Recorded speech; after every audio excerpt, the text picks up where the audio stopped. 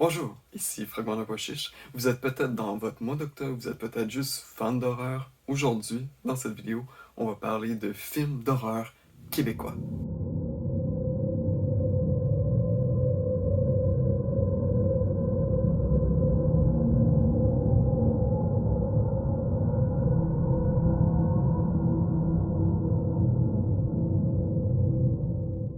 Donc, le premier film que j'ai goût de vous parler sur cette chaîne, c'est Jour de chasse, Hunting Days, d'Annick Leblanc, distribué par la Maison Cartier.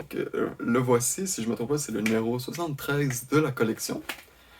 On suit une travailleuse du sexe qui se fait laisser sur le bord de la route en pleine région forestière par son proxénète.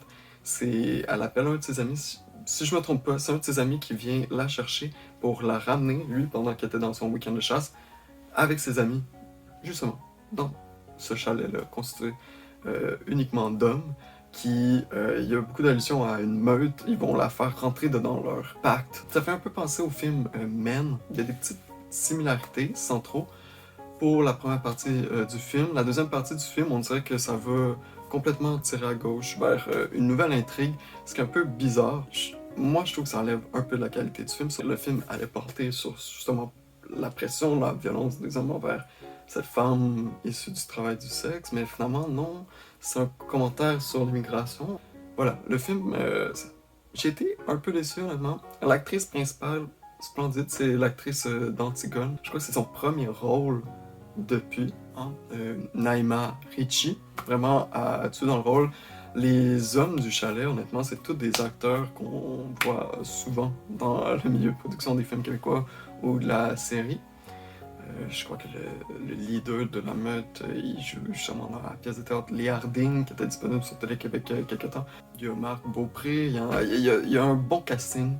C'est juste ça. Je trouve que c'est vraiment dommage que le film a décidé d'y aller sur deux idées au lieu d'une. Parce que si c'était concentré sur la première idée, ça aurait fait un vraiment bon film.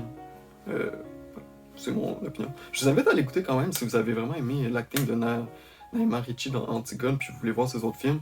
Allez-y, si vous voulez voir un film à la Men, mais avec... En tout cas, bref, pour le début, je trouve que ça vaut la peine.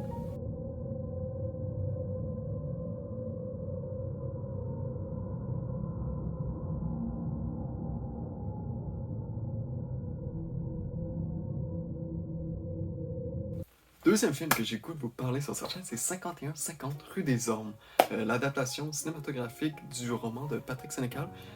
Mais à culpa, j'ai pas lu le roman de Patrick Sénécal, j'en ai lu beaucoup de lui, honnêtement, je crois que j'ai dû en lire 10, mais j'ai pas lu 51-50 rue des Ormes, je sais que c'est son premier roman, il faudrait vraiment que je m'y fasse, mais j'ai quand même décidé d'écouter le film. J'ai vraiment adoré le film. Il y a une belle mise en scène. C'était un revisionnement. Je l'avais déjà vu quand j'étais petit. Là, je l'ai réécouté. C'est vraiment comme un blockbuster. Je dirais, le budget, là. Je sais pas trop comment en parler. On suit un étudiant qui change de ville pour aller étudier. En faisant une patrouille, en se promenant en vélo, il tombe, il se fait récupérer par une famille de Samaritains.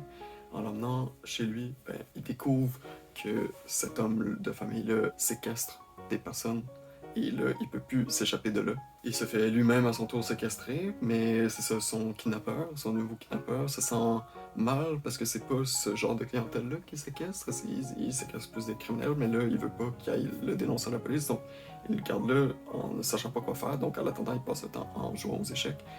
Bref, c'est vraiment bon. Patrick Sénécal essaie vraiment de créer comme un univers à travers tous ses romans et à travers, je sais pas, non pas à travers tous ses films, mais à travers tous ses romans, avec un personnage justement qui revient souvent. Et c'est un peu l'origin story de ce personnage-là, ce film ou ce roman-là. Donc, je crois que c'est vraiment, c'est son premier roman. C'est une bonne porte d'entrée. Je vous conseille si jamais vous avez jamais écouté de film d'horreur québécois, vous êtes fan de Patrick Sénécal, vous vouliez commencer un de ses films, à mon avis, il est largement supérieur aux 7 jours du Talion que j'ai fait la critique ici sur cette chaîne l'année passée. Le film sur le sol, il faudrait que je le réécoute, mais 51-50 rue des Hommes, un film à voir.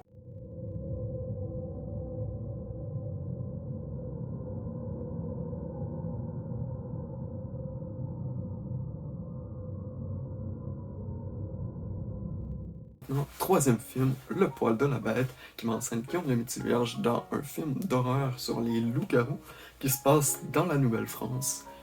autant la colonie de peuplement avec les filles du roi et tout ça, les seigneuries, les seigneurs. Bref, c'est un film d'horreur historique, comme qu'on n'a pas souvent au Québec, honnêtement. Je peux comprendre pas. Il y a des bons points à ce film-là, il y a des moins bons points à ce film-là.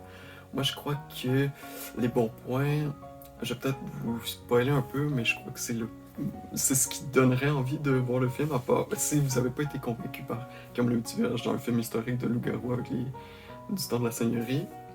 Je vais vous le dire, sinon skippez pour les 20 prochaines secondes, mais voilà. C'est un film où est-ce que les seigneurs de cette époque-là sont des loups-garous qui se nourrissent de leur population. Ça, c'est le commentaire un peu sociopolitique de ce temps-là. Parce que c'est comme quelque chose qui apparaît vers la fin. Mais c'est ça, c'est un film qui montre cette ambiance-là. En tant que culture qui s'est bâtie, là je parle de la culture québécoise, qui s'est bâtie sur les contes et légendes et ces conteurs-là qui partagent un peu ces histoires d'horreur de la population.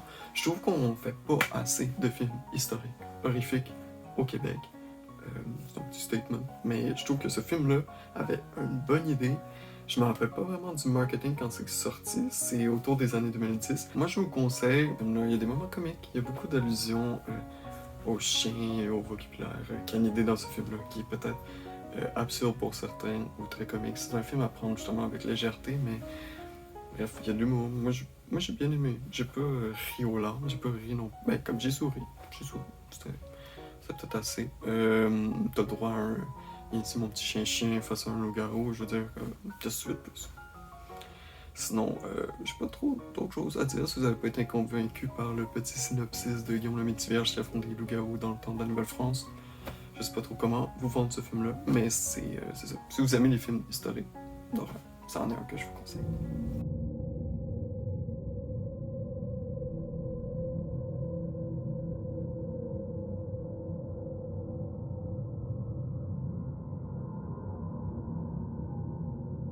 Maintenant, quatrième film québécois que j'ai voulu vous parler sur cette chaîne, c'est Blood Quantum, réalisé par Jeff Barnaby.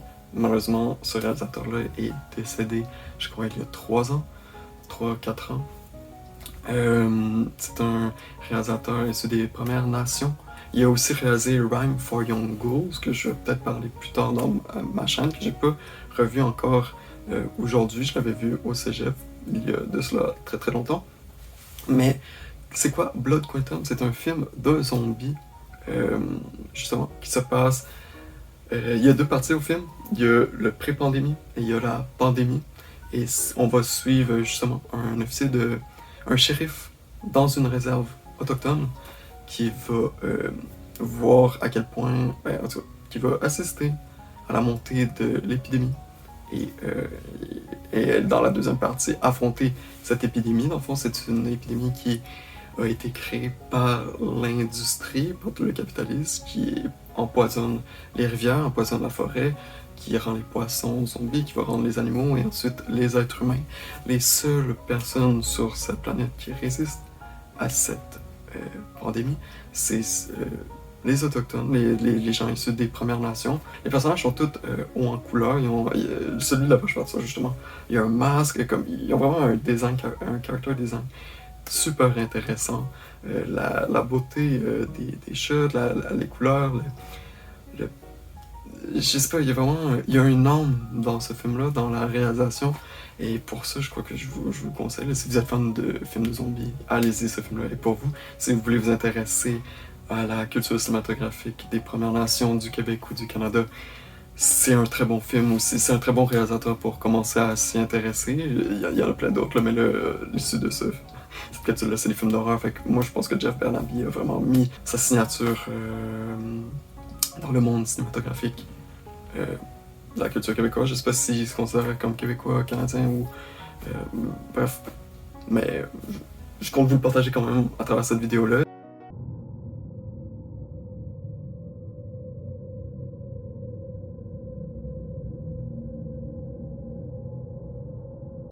Maintenant, parlons du 5e et dernier film que je vais vous parler de dans cette capsule-là. C'est Saint-Martyr des damnés. C'est mon coup de cœur du mois d'octobre 2025 dans mon marathon de films d'horreur. C'est un film avec Carl Cacciare. C'est quelqu'un qui va aller investiguer dans une ville où il se passe beaucoup de choses étranges, mais lui, il va en tant que journaliste pour justement enquêter là-dessus et ramener un article pour son patron euh, qui va comme sauver le journal. Bref, il va avec un coéquipier qui disparaît assez tôt au début du film. Je vous spoilerai pas plus, là, mais comme c'est plus un film qui va être sur lui et l'introspection, remise en question identitaire et tout. Ça fait passer un peu à des vibes de Twin Peaks, mais pas trop. En même temps, il y a un peu de Cronenberg dans ça. Il va y avoir de l'horreur sur le corps et de l'horreur sur les esprits. Ça englobe beaucoup de choses, contrairement par contre à Jour de chasse, parce que là j'étais comme, ah, 2 idées, c'est un peu trop pour suivre le truc. Dans Saint-Martyr des damnés, le tout rentre ensemble dans l'idée d'un village inquiétant et je trouve que c'est fait avec brio. En fait, c'est le genre d'histoire que je crois que j'aurais pris une série, c'est peut-être juste à cause de... ça me faisait penser à Twin Peaks, mais tu sais, genre, il y avait matière à faire une série avec ce film-là, mais le film, je trouve qu'il est parfait dans sa longueur. Il y a des idées de mise en scène aussi. Il y a des émotions. On vit des émotions dans ce film-là, de la tristesse, de l'inquiétant. Il n'y a pas de jump scare, à ce que je me rappelle. C'est pas ce genre de film d'horreur-là. Il y a quelque chose